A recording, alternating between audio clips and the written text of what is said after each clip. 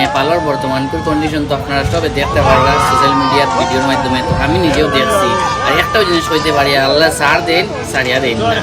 তো এই জিনিসটা তারা সবার জানাও আছে যে কত মসজিদ, কত মুসলিম মানুষের উপরে অন্যায় অত্যাচার নির্যাতন করলা, তো আল্লাহর বিচার দেখা সেকেন্ড টল লগে তো মানে ভয়াবহ কন্ডিশন, মানে ফ্লাড হওয়ার কিতাব হওয়ার মানে সীমা ছাড়া বাসা দিয়ে প্রকাশ করা যান না। বিওয়ার্স তো মানুষ মানে মারা যাইতরা।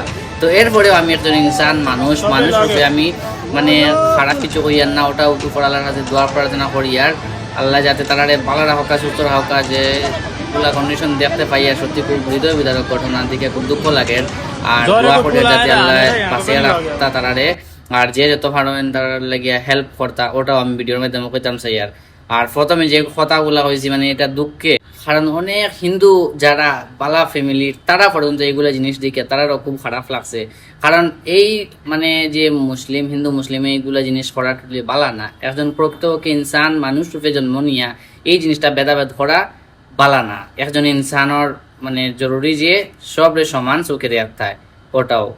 তো আর কিছু কইলাম না, ভিডিওটা বেশি বেশি করে শেয়ার করে দিবা আর সবের নেপালের লাগি দোয়া প্রার্থনা করবা ভিউয়ার্স।